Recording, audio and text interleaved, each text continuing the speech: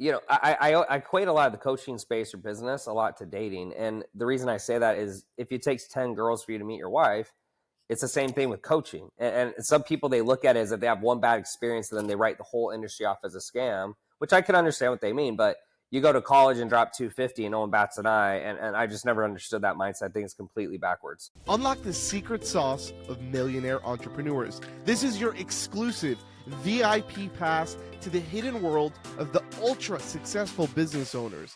I'm Chad Kaderi, CEO of DashClicks, and welcome to Behind the Revenue. What's going on, everybody? Welcome to another episode of Behind the Revenue. Today, we have Tanner Chidester from Elite CEOs on with us. Tanner, I've been watching you for a while now, but for the people who don't know yet who you are, just give them a little context, man. What is it that you guys do? Yeah, so Elite CEOs, we're a business consulting company. I started off in the fitness industry. I had a pretty successful online fitness company, and then as that progressed, people started asking for help, and I started initially with trainers, and then more people asked for help. And so over the last 6 years, we've done about 100 million in sales, and we just love helping all kinds of online businesses. And I just take the lessons I learned and try to implement it with other companies. And what's a team size right now between your team? We were as big as 100. We're smaller now, 70-ish right now. 70. Yeah. And what's that kind of split up into? Is it it's primarily coaches and account managers and stuff like that? Yeah, well, obviously a lot of account managers, a good amount of setters, I would say, is the bulk. We also have different offers, so depending when you start, at least for us, we can get into it, but as you have different offers, a lot of times you can have the same sales team for the same avatar, but different avatars need different sales teams. And so sometimes it's just also simply because it's a different type of product, it's easier to have different sales reps. But primarily setters, sales reps, account managers, that's the bulk for sure. So I know a lot of your experiences, I'm assuming you have a lot of experience around setters and closers, right? Building a sales organization and a sales team. Is primarily most of your sales done through closers? Yeah, the actual, collecting the payments, you can do stuff through Messenger, but I think more times than not, Messenger works better for super high level clients. Maybe, someone like yourself, or, if I met a mirror image of myself where, hey man, I'm not going to get on a sales call, or you don't even need a sales call. For me, the reason I think I feel that way is I've just done so many sales calls. It doesn't really matter what they say, does it? I mean, like when you take a lot. Well, and you also know it just doesn't really matter what they say. They could promise the world and it could be that, or it cannot be that. So it's more just taking the risk. But yeah, more times than not, it's going to be over the phone. But the setters obviously have a big part in getting them to even book the call. Yep. I want to kind of go through the process. One thing that's fun, I've interviewed a couple of people that are in very similar spaces, coaches in the business space. Yeah. And one fun thing that we did is kind of going through like the funnel and the journey to understand the process, like peeling the onion back, because most people, they'll see your ads, right? They'll see your funnels, but they don't understand what happens in kind of behind the revenue, hence the name, right? So shameless dork plug. No, it's good. I could tell immediately with the podcast title what it was about, so it's good. Yeah, so I want to like peel the onion back because I'm also curious about the back end stuff because I'm a marketing nerd. I love funnels. Sure. We have tons of them. We have tons of offers. Our team size is very similar. We're almost at about 100 employees right now, right? Yeah, it's crazy. Congrats, man. Thank you. You too. So very similar business. We have coaching. We do fulfillment. So we've been in the coaching space. We have three, I don't know how familiar you are with DashClicks, but for us, to add some context, we have three kind of divisions inside of our business. We have our software, we have our white label fulfillment, and then we have our coaching, which we primarily work directly with marketing agencies to kind of help them ramp up, right? Sure. And in the coaching side, we do a lot with, obviously, closers and setters and stuff like that. So I want to learn from you, dude.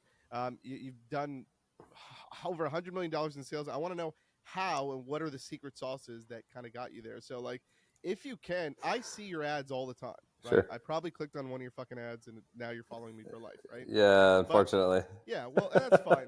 I love it because I'm the type of guy who clicks on ads on purpose because I want to see like what happens. Marketing camp. Yeah, so sure. I'm that guy, right? Walk me through like, what's your strategy right now to acquire new clients for your coaching or high ticket program?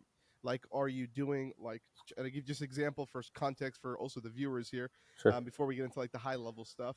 Hey, real quick, if you're a marketing agency or a B2B service or software provider, DashClicks offers white label fulfillment services and software to businesses just like yourself.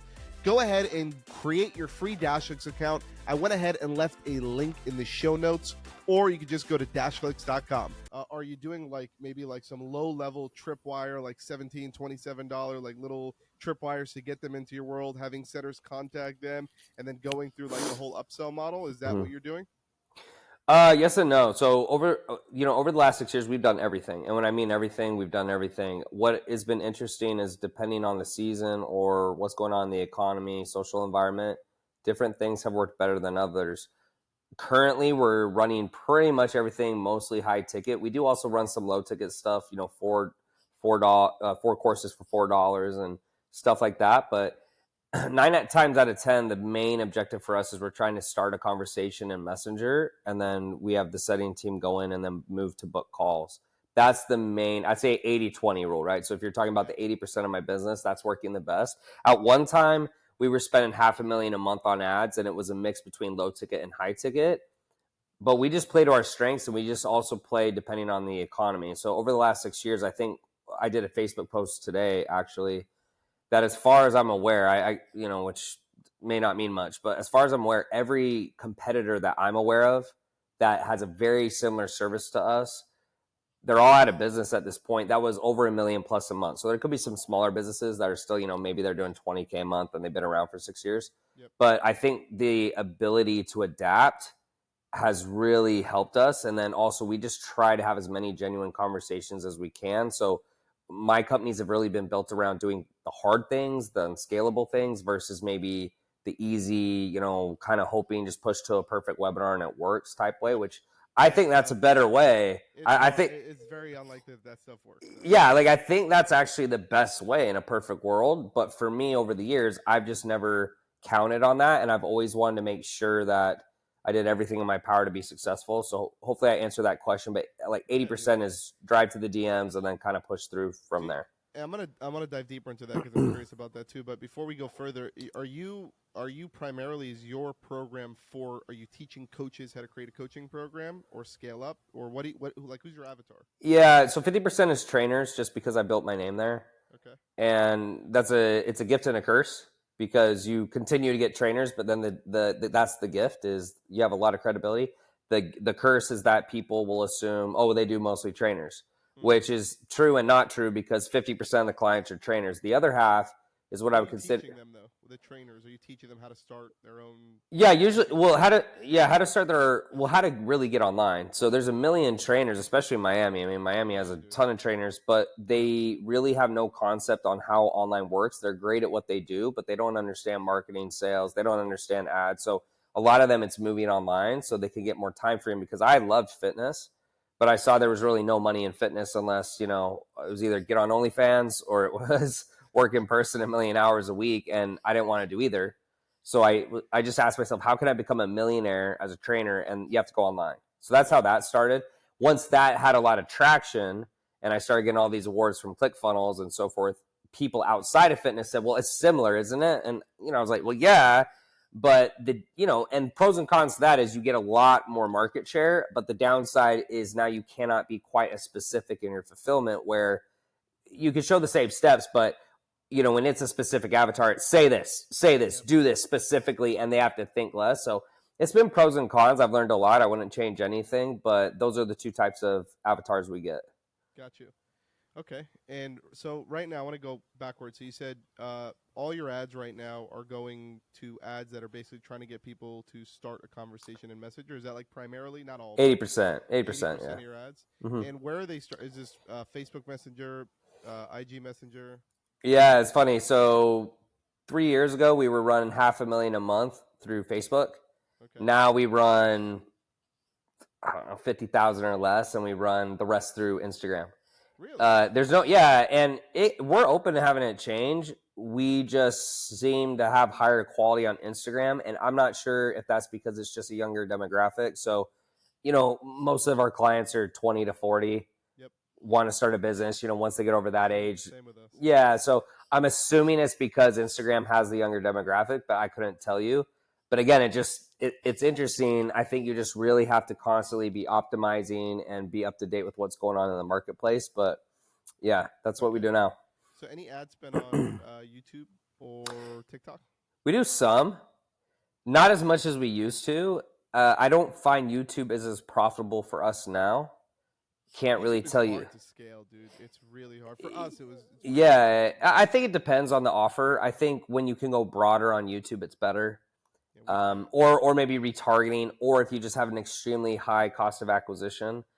But a couple years ago, it was more profitable. Not as profitable now. I think the other thing we don't love with YouTube is that, again, we can't push them into a conversation. So it has to go all straight to page, which I'm not against, but that's just never worked as well for us. And I like to think it's because I'm not as good at marketing as, maybe I should be. And that's not necessarily a good thing per se, but I also like to think in the same token that it's forced me to get better at sales and strategy and follow up and all the things that I think in the grand scheme of things are actually far more important than maybe having the perfect VSL or the perfect video, if that makes sense. Dude, I see people with the shittiest landing pages and ads and stuff like that, and they crush it. Yeah. That doesn't really matter as much. It helps. It doesn't really matter, though. It's not like the core. Sure. So you run ads. Going 80% of your ads are going to the DM. So let's talk about that. So what happens then? DM hits IG. Is it going on your page, your personal IG page? Yeah, we split test between business pages and personal. Personal work better. It's not like a massive surprise. Once they come in, the first link or message I say, we'll have a link to where we'd like them to go to opt in or watch a video. And then the setting team will go in from there. I am looking into, different AI products where the cool thing about AI now is not necessarily, well, I'd say for guys like myself, you can go and buy AI and hope that it does this perfect setting. But the cool thing is if you actually are really good at sales, you can build your own AI with your own responses. So you can actually build it out where it can have the perfect responses that you would say, which, if I compare myself to my team, I love my team, but your team's usually 80%, right? 80% is kind of what you'll shoot for in terms of your sales expertise or whatever it may be. So I'm actually looking forward to that. I think we could do some more damage that way, where if every single conversation was quote unquote perfect, but that's what we do now. And then from there, we'll either obviously book the call. So they have 3 ways to book. They can watch the video with the first link, book that way. They can have, by the way, it's going to like a lander with a video on it. Yeah, usually VSL, and then a link to book a call or a button, excuse me. And then the setters can talk to them. And then if they aren't qualified, we can set a 15-minute call as well. And then the setters could call, see if they're qualified. But we've really found that to be super efficient and successful because, again, a lot of companies can't or won't do it. And so I think that's how I've stayed in the game. So just scale what's unscalable. Couple quick questions. I like to dive super deep into shit. Yeah, for sure. When you send them to the VSL, and there's whatever button embed, whatever it is that you're telling them to book a call, is there any type of like qualifiers that you're saying in the videos? Like you have to be in the coaching space. You should be doing over 50K in rev, whatever it is. I'm just giving you an example, right? Is there any type of qualifiers that you're trying to put in the content before they book a call? I mean, I just try to be super straightforward. I don't necessarily, to be frank, you don't need to have a lot of money. You just have to have a lot of grit. Yeah. So more times than not in my videos, we'll disqualify quite a few people because I'll say, hey, look, here's my expertise. Here's why I know what I'm talking about. If you're into this, great, but you need to have these skills. If you don't like to work hard, if you don't like this, if you don't like that, it's not for you. This isn't a get rich. So it's more of that because realistically, the thing that holds, what holds most people back is their just inability or unwillingness to do the work. And so to guys like me, I've been in the industry a long time. I've paid for a lot of coaching. I've invested in a lot of things.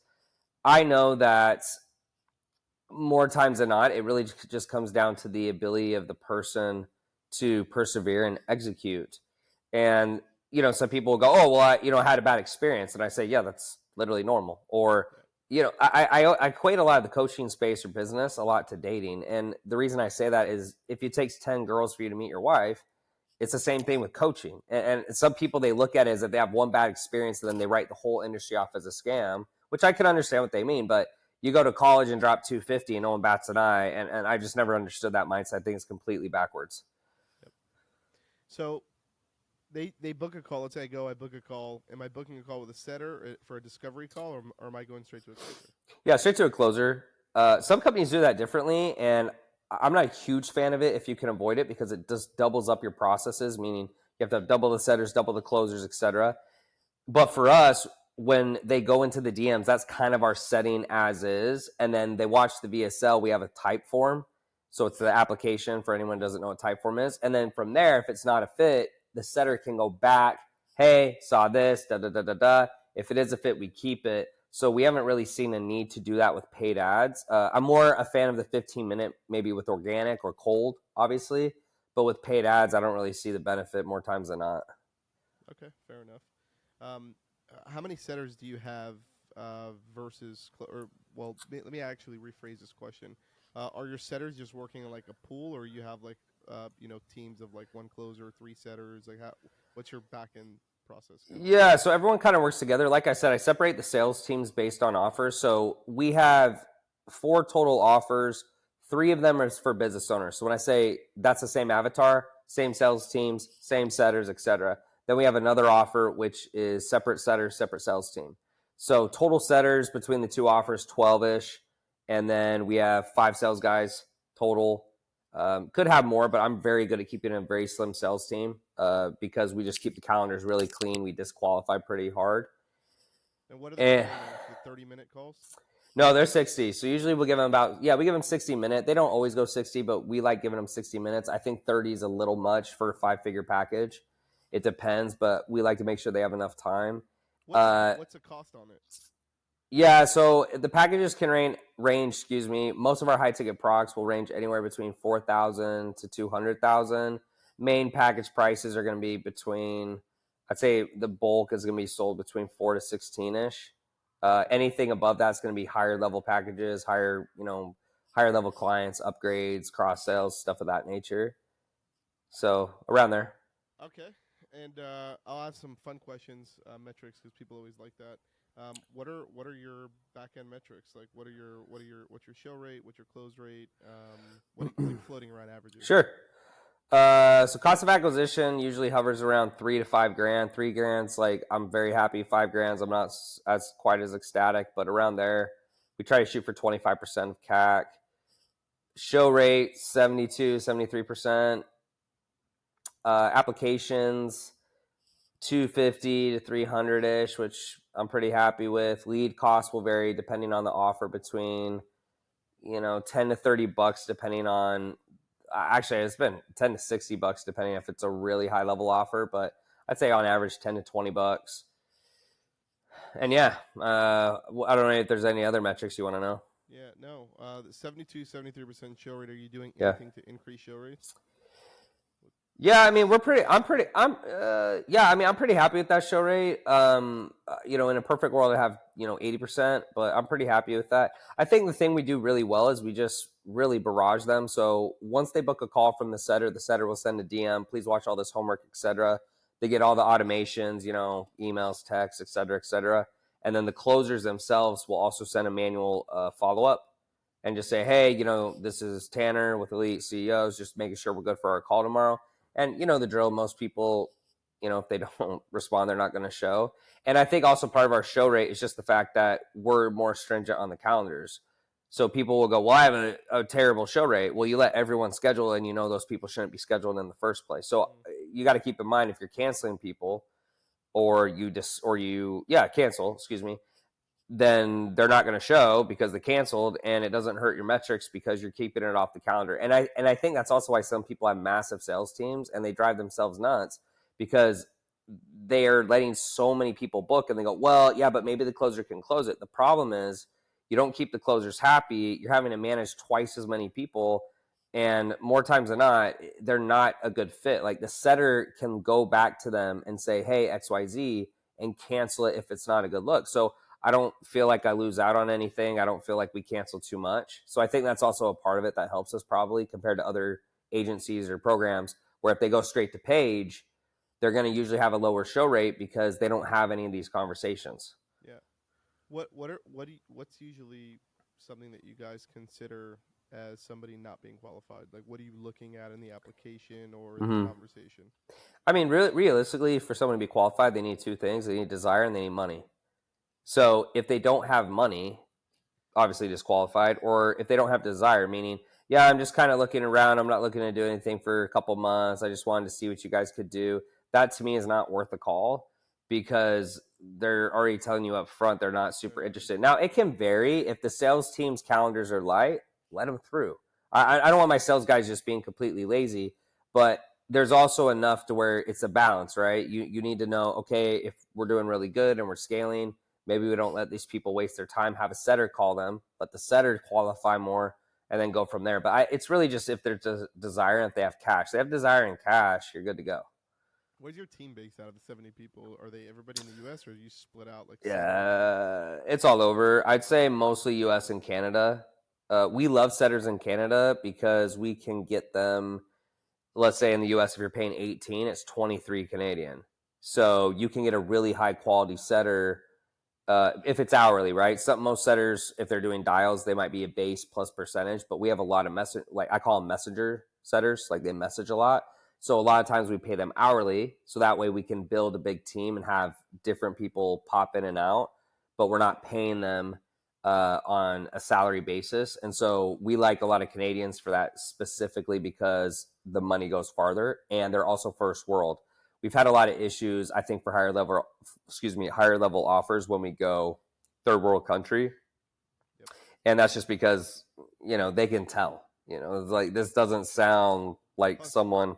plus Canadians are super nice. They're just nice people. Yeah, usually, yeah. I haven't really had any bad experiences. So the setters that you have, are they around the clock? Because you're running ads all day, right? Yeah, great question. So we do 6 hour shifts. So typically in a day, right, it'll be 12 hours. We used to have an overnight shift, but the issue we've had with that is there's not as much traffic just because people are asleep, at least when you're targeting US, obviously. And then number two is that the overnight person doesn't get a lot of management. And so what we've usually found is when we go in and actually look, they're not doing what they say they're doing. So right now we've actually just cut our overnight shift. And so at nighttime it piles up a little bit, but then we come back. So it's usually 12-hour shifts, and then we have 2 6-hour shifts, and then that's also how you keep them fresh and they make enough money, but they're not too tired, etc. And that's kind of been the best way I've found. Any like spiffs or bonuses or anything on for Yeah, that? for sure. Definitely on sets that close, we give them incentives. We also try to make it so that the team wants to help each other. So for example, let's say in your normal script there's 10 questions. Once the person drops, let's say question number 7, they will get allocated that bonus. And what you do is you incentivize the team, like, look, every time you drop that question, someone's going to help you. So you need to help them when they drop it. And so that way you kind of keep it fair as well. You can also do split bonuses. I just think it's harder to track, so hey, this person said the question and this person set the booking link, whatever. But at the end of the day, as long as it's a team thing, I haven't really had any issues. Do you pay on sets or showed Closes, we don't pay on either of closes? those. Yeah, we pay on closes, because at the end of the day, I just tell them, I say, look, if we're paying you hourly, it doesn't really matter if they don't close. I'm not paying you a bonus on a show, because you might get all these people to show that are trash. Yeah, So to me, we do it on the close. And then what you can do is you can pay more on the closes, and it incentivizes the yeah, behavior it you want, does. because that's ultimately what you want, is you want closes. They don't want to send shit to the closers because then they won't make any money. Yeah, because if you incentivize shows, I can get a hell of a lot of shows, but you may not get anyone who closes, and so that's not what I want. Yeah. And your sales rep, are they commission only sales rep? I'm Yeah, assuming. 1099 commission only. What's the percentage Um, usually that they're running? Usually 10. I think if you start getting to super high level offers, you could also technically lower that to maybe, let's say, 8%. I know a couple of my buddies who do that, but I think end of the day, it's tick for tack. The only time you might need to lower it to 8% is if you're, tremendously scaling. And so let's say you're doing Boss. yeah, 2, 3, 4 million a month. An extra 2% at that point could be 20,000, 30,000. But realistically, the way I look at it is I want people to make, depending on the position, like I'd say at the highest level, I want them making 30, 40 G's a month. If they want more than that, there's plenty of talent out there where I can find someone who wants 30, 40 G's a month. And I think that's realistic. You have to look at what's the cost in the economy to find that level of talent. And so, some people are. I know a buddy who's paying one of my friends 80 grand a month for the guy who's a COO type position. And that's fine if that's what he wants to do. But I'm like, man, to be frank, I don't think you need to pay this guy 80 grand a month to be your COO. I think you can find plenty of optimal COOs who would take 30 or 40, maybe 50, but even that, it's not 80. Maybe if you're talking about Google or SpaceX, but those are, billion-dollar companies, totally different. Yep. And closers, what do you say the close rate again was? What's your close rate? Yeah, honestly, our closers will close 40 to 50%, but keep in mind, I give them a lot of leeway on the calls. So what I mean by that is a lot of companies will say, let's say you're selling a program for $5,000. And so if they don't have $5,000, a lot of companies will have the sales reps, keep building value. And I agree with the sentiment, but the problem is if someone doesn't have $5,000, you can build all the value in the world. I don't care, what Grant Cardone says or, Andy Elliott or whoever. It's you're not going to make them pull $5,000 out of their butt. So what we do, no, we actually don't do financing. I don't like financing just because a lot of them don't end up being what they say they are. It always looks real good on the outside, real bad on the inside. But what I do is I give them leeway to work out different packages. So if they go to someone and say, hey, it's $5,000, they say, hey, I don't have it. Once they find out cash on hand, I give them different parameters on what they can and can't do. So changing the price. And so obviously, if you're able to do that, you should have a higher close rate.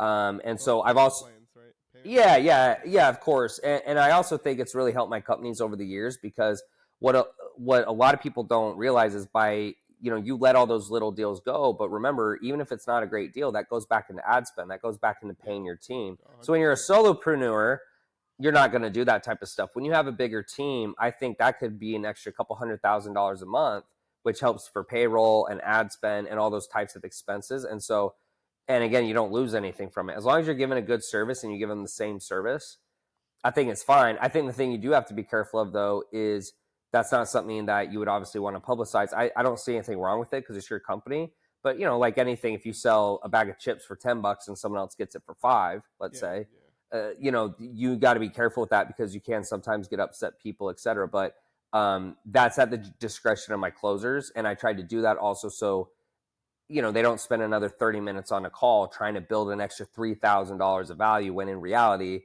this is what the person has. I think it's easier and it's more efficient than trying to battle for 30 minutes. That's just at least my 2 cents. Yesterday, interviewed Andrew Crozy. I don't know if you're familiar with him. Yeah, yeah, he's also down in Miami too. He's a good yeah. friend of mine. I've known him for years. Yeah. He actually threw out something that threw me like I didn't even think of this.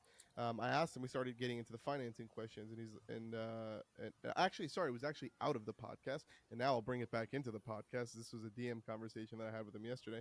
Because I asked him, I was like, "Hey, did you have a good financing company? Because I'm thinking about, we used to use a company back in the day for our coaching program. Our coaching program's like $6K, so it's not like super high ticket, but it's high enough where people can't afford it. They might need financing, and it was hell because they used to have to go through like a week or two of like paperwork and this, and it was like, I don't even want to deal with that, right? So it was just too much of a headache. So we said, fuck it, we're not going to do it anymore. We stopped doing it, right? We haven't done it for like 2 or 3 years now. And then I asked Andrew, I was like, man, like, is there anything new in the coaching, like in the financing world? And he actually said what he does is he actually grabs a firm in Klarna. Have you ever heard of them? Klarna? Klarna. Yeah. I've actually heard they're like a good option. I think the only caveat with them is they're little. I guess they seem like they're a little hard on what companies they'll do it with or so forth. But yeah, I've heard good things. I did the research. So a firm, from what I understand, does not work with coaches or B2B businesses, which knocks us out. Yeah. However, Klarna, right? I did the research, and they do work with companies like that, right? And they integrate right into Stripe, right? You just toggle it on the back end, and everything's kind of done in Stripe. And the process for checkout is literally like 2 minutes. So you go as if you're, for the context for viewers, if you don't know what this is, like if you're using Stripe and you have Stripe integrated on your funnel in DashClicks, shameless plug, then basically what you can do is you can literally toggle Klarna on, right? It'll show up inside of your checkout, and they'll give you 2 options when someone's checking out. You want to pay with credit card? You want to pay with Klarna? When you hit Klarna, it'll automatically detect, because you can set it in Stripe, Like for me, I don't want people to run through Klarna if they're going to spend like $1,000 or $500. Like I'd rather just run your credit card, right? Because Right. there's fees and stuff associated. So I put it anybody between 5 and 10 grand. If you're running a between 1,000 and $10,000 transaction, um, I'm going to show Klarna as an option, right? And then they just click on the button Klarna, they put their phone number in, a little pop up happens. They literally get approved like within a minute on the spot, and Mm-hmm. it gives them payment options where they can pay in 4 payments. They can pay in 30 days in full, or they can do financing up to 36 months, obviously with financing rates too. Mm-hmm. And what Klarna does is they charge the business, like us, 5.99% plus 30 cents a transaction, Mm. but that's with Stripe fees. So if Stripe's charging you 2 or 3%, whatever you got running Yeah, with it's like Stripe, 8%. because it's no, it's with Stripe, so it's 6% with Stripe because it's all Oh, nice. happening. Yeah, it's all happening in Stripe, Oh, nice. right? So if you're paying Stripe 3% anyways, it's like another 3%. And what's cool about this is you get all the money now, and if that person doesn't pay, they deal with it and they eat the cost. Yeah, that was which is great. I mean, that's ideal. Most of the times, yeah. So if that's an option, that's badass. I think most times what I ran into is, they'll take a massive fee. So then at that point, what's the point? I might as well just do a payment plan and risk it. Or two, they won't take a massive fee. They'll do it month by month, but then they'll have all this yellow tape. Oh, well, you have to use this X amount and these deals. It's just funny to me because I'll go down the river, I guess, and I'll ask a million questions. And oh yeah, it's like this, it's like that. Start using it, and then their team will reach out. Oh, actually, this and that, and it's not what the sales rep said. So Yep. I've kind of given up hope, but I think out of all of them, I have heard pretty good things about Klarna. So if that's the Dude, case, that's great. it blew me away to the point where I had to call my CTO in the morning. I was like, "Yo, we got to get this inside of our funnel builder and like activating it, like everybody Yeah, should be able because it's so cool, right?" yeah, hundred I mean, percent, Andrew told me, he's like, "Dude, this is going to double your coaching business," because the reality is most people don't buy not because they're not interested, it's because they don't have the money to buy a lot of hundred the percent, times, hundred right? So percent. if you can solve a percentage of that, right? If I can increase my close rate by 10 20%, closing people that are like literally dying to join the program, they just can't afford it, right? Dude, Klarna, Yeah, go no, that's check it great, out. man. Yeah, I'll have to. So I'll shout out go. to Andrew if you're watching this. That was a really cool thing, and I'm learning so much cool shit on the as doing all these interviews on the podcast. I'm asking all Yeah. these questions. So okay, so let's keep going. So you close, you have whatever 40% close rate. Let's just call it that, right? Mm-hmm. Is this for your first tier, or and then you're kind of upping people to like higher ticket or whatever? Like you're during the closing call, you're kind of evaluating if they're just gonna ready to go straight up to the top. Yeah. So the closers have different packages they can sell. Obviously, you'll have, let's say, your base, and then you have your downsell and your upsells. So it's, yeah, off that it's usually 40%. And then what I do, at least in my company, is once they're handed over to the account manager is the one who gets the next upsells. And so I've found the reason I like that personally is just that Less sales. they're well, yeah, they're building the relationship. And so what's ironic is you actually need coaches that also know how to sell. Yep. And if they don't, it actually is a massive detriment to your company and your staff, and to be honest, your LTV, everything. So yeah, the initial sales rep basically will make that initial sell, and then from there the account manager takes over, and then everything on the back end is the account manager. And that's also why you need to make sure that they're a good coach, that they're tracking it, that they're actually getting upsells. It's like super important. But yeah, that's how we do it. And swinging all the way back over to the front end, do you have any low ticket products like low ticket courses, $500, $997, stuff like that that you're running ads to? Yeah, we do, but they're usually much cheaper. I'd say usually we've seen the best results between 7 and 27. When we go above that, you can still sell it, but it actually doesn't seem to make much of a difference. It's just less customers for about the same amount of, like average cart value, et cetera. So I always will take more, obviously. Yeah. But I think right now one of the things we're running is 4 courses for $4. Is actually a spit off of Frank Kern had something like that, and my executive team liked it. So we're running some stuff like that. We have other courses, but they're usually free. So we'll have Facebook Ads Academy or YouTube Ads Academy or things of that nature. It's like an SLO. You're just trying to liquidate. Yeah, either liquidate or just build trust. The trust, at least in my opinion, compared to where it was 6 years ago, is extremely low. There's just a lot of people who just don't trust anymore, and I totally understand. So a lot of times now we're just trying to do things on the front end that will help build trust so that then they'll buy from us because it's a lower risk, right? $4 risk versus a 16,000 or 20,000 or 25,000. It's just easier, and so that's what most of that's coming from is just to build trust. You have one-time offers in there too to get the AOV up. Yeah, of course, yeah, something, or a What's the bundle or. AOV on a $4 front end offer? What are you doing on the back end? To be frank with you, I don't know that number right now. I probably should. But I don't know that number right off the top of my head. But I think when we were selling the 27, I want to say it was between like 60 to 70 something average order value, and we would have an upsell of they had a bump order, so it's 27 with a bump, and then we would have usually a 97, and then there'd be like a 497, and that would usually average out to somewhere in between there. It might have been more, it might have been closer to 100. Don't quote me on that. Yeah. But we're not running enough now for me to care. I'm usually focusing on like that 80%, and right now we're just not running that much there, so that's why I don't know the numbers as well. That's fine. And that 80%, so all the DMs are coming in. What do people miss? Because I've never ran DM campaigns. Yeah. So I'm probably going to leave here and start running DM campaigns. My question for you is, what are are people just coming straight out of the gate with questions like, hey, how much is this? How does this work? Like, what's that like first initial DM that they're sending in? Yeah, it depends. If it's a beginner, not usually. In fact, we usually will ask them, so let's say they click, they see the link. They're not expecting a conversation. And so we might say, hey, thanks for clicking on that. What's your goal? And we go right into it. If it's someone more advanced, that's actually been the hardest part, where getting more, I'd say, experienced business owners, because, guys like me, for example, if you call me, probably won't pick up. If you message me, probably won't respond.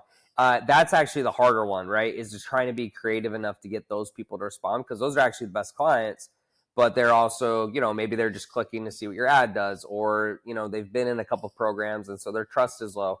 But usually, on an average person, they don't ask anything up front. It's usually us initiating. So when somebody clicks on an Instagram ad, and educate me here, because I said, I've never done messaging before, messaging ads. If I click on an ad, am I immediately sending a message? Is IG immediately sending them a message? Yeah, so what IG or Facebook allows you to do is you can pick an initial message, and what we do is in that initial message, we'll say, hey, thanks so much for clicking. Here's the training link you were looking for, and it fires the link that we want them to go to. Now, the one downside to IG and Facebook is sometimes, for whatever reason, the link won't fire. So if you don't have a team that's going in there and responding, I actually think for most people, that's another reason why some people don't do it, because it misfires a lot. Luckily for me, what my team is trained to do is we'll have all the ads with the link. And so if they see that the link didn't fire, what's cool though is you can still, like, there'll be like a little, I don't think the other person could see it, so the prospect, but you can click see ad and it shows the ad, and then they'll know the link and they'll shoot the link manually. But that's really all they get to start, and then from there you either can take over. There's also ways to build bots, but I don't think building a traditional bot that has preset questions and stuff is the way. I think the only way you could really build a bot is if you built up a big enough database that when they say this, it says this. When they do that, they do this. And the way you would manually build it up is, one, you'd have to have the technology, but two, is the CEO or sales manager, whoever, is just a badass at sales, and they manually build the database, because I've just seen too much AI. It's just not nearly good enough, because the people building it don't know sales. It's super tricky. There's a lot of these AI appointment setter bots. There's Air.ai, which is the calling, which by the way sucked. I tried it. It was horrible. It's not there yet. It's also like a lot of that calling stuff. Yeah, I think it's 2 years out plus, but it's the 15-minute appointment stuff. It's not actual closing, which is totally different in my opinion anyways. No, I agree. There's a lot of stuff with AI. I personally think, as cool as AI is, for some things it's like ChatGPT, like normal, like basic stuff. It's great. I use it every day. Stuff like HeyGen, like creating video ads. I tried that. It's not there yet. Air.ai, whatever. It's not there yet. Agree. Even the booking bots. It's funny because I won't say this person's name because I don't want to embarrass them. But I have a good friend that is on IG. He's actually in Miami as well, funny enough. And instead of him answering, because I tried to get him on the podcast, I was like, hey, dude, want to jump on my podcast? Usually he answers me right away. And this time it was an AI bot. and you can tell it was an AI bot because of what they were saying. Sure. So I was like, fuck it, I'll just screw around with the AI bot and see how it works. It was Yeah. horrible. Yeah. It was horrible, right? It's because like from what I've seen, most of this stuff right now is they give you, let's say, a preset bot, and then you can go in and fix it up yourself, but it takes 3 months. And so for me, that's not actually a good product because you're having to go build it out yourself. But Hey Tanner, yeah, go ahead. no, sorry, I lost you there. You cut out. So you said that the bot. What did you Oh, say? okay. Go back to the. Yeah, I was just saying that a lot of the bots right now that people are selling, they're not actually made for a certain avatar. So I'll give you an example. A lot of people right now are saying, "Hey, buy this, and it'll do all your messaging, etc." What happens is it's kind of this preset thing, but it's kind of trash, so to Yep. speak. And so then what people are having to do is taking 90 to 120 days to build up all the responses the way they want, and then it works. But the problem with that is the only people that's going to work for are seasoned vets or people are really good at sales. And so, in my opinion, if you really want to build a master product, I think the only way to do it right now is you pick one niche and you build a database all around that niche, whether Yep. it's real estate, whatever. And then that would be a great product. But what everyone's trying to do is they're trying to build it for everyone, which means it's not built for anyone, and it's just shit. That's my Yeah. personal opinion. What I've seen so far. I can give you a perfect example. Like for us, we use Intercom for support, Yeah. for our dashboard and software and all that stuff, right? So we have an AI bot, right? And it's kind of like the first course of action. You ask a question, and the AI bot will come in and it will start. It'll try to answer that question for you using AI, and if not, it'll pass it over to a human.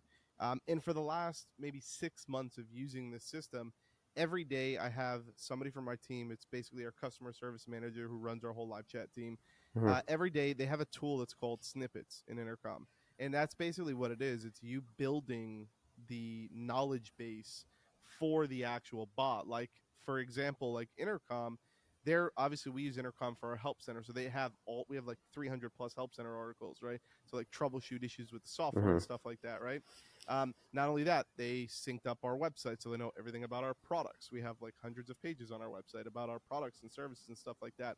But what we do is every time somebody asks a question, if the bot doesn't answer the question properly, we'll add what's called a snippet inside of Right. Intercom. And Correct. the next time somebody asks that It's question, it'll better. answer it the right way because Yeah. it has the actual the back end data to understand that. We do that throughout the day. And what's cool is in Intercom, there's something that basically it's I forgot what they call it. It's just like a percentage of the bot answering the questions versus like the answer rate. Sorry, it's called an answer rate. Mm-hmm. And it's basically like what's the answer rate, and you'll see that like 6 months ago our answer rate was like 20%. Because if what happens with Intercom is if you ask a question and it doesn't give you the answer, when it gives you the answer, there's two options. It's like, did that help? And if you say yes, it'll close out the ticket, and that's counts as cool. It was answered. If it didn't help, it'll say talk to a human, and that transfers it to a human, Mm-hmm. right? Which means basically it didn't help, right? Our answer rate before doing the snippets was like 20%. Now it's at like 65, 70%, which means Wow. 65, 70% of our inquiries are now running through AI and they're getting answered because It's people are amazing. saying that they've been answered, right? Yeah. But that takes months of work and it's a Right. full-time thing. Right.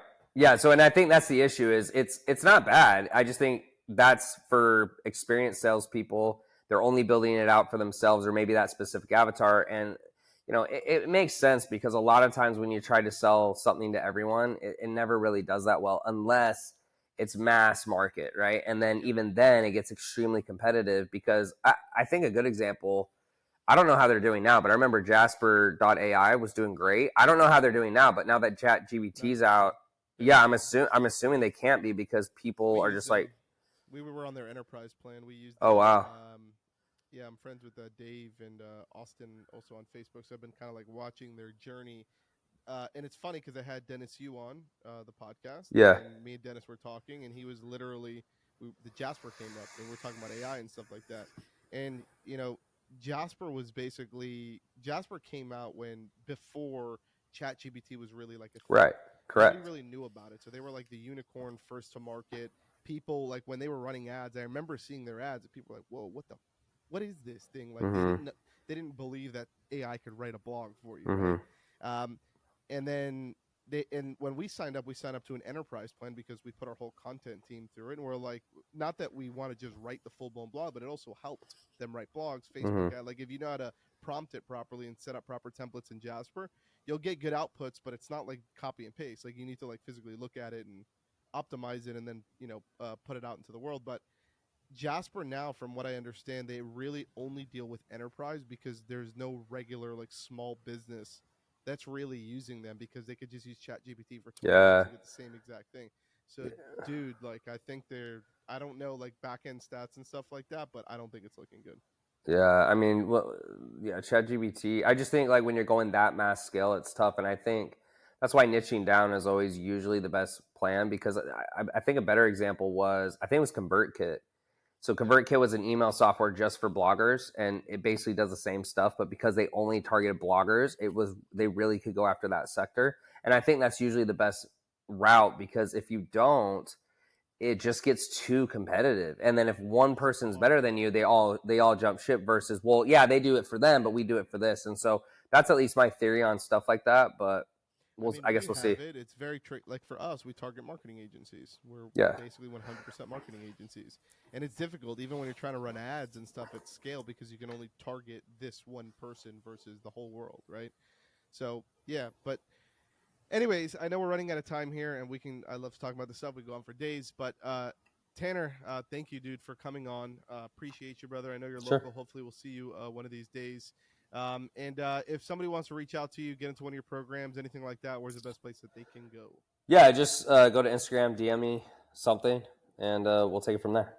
Sounds good, brother. And hey, man, thank you so much. Appreciate you again. All right, man. Thanks for having me. Hey, do you want more of the Behind the Revenue podcast? Look, join our private Facebook group where marketing agencies from all over the world are sharing strategies, network, and scale their businesses together. Visit facebook.com/groups/-clicks to get instant access. And also, if this podcast helped you in any way, please do me a favor, share it with friends, leave us a review on iTunes or Spotify. That really helps build our community.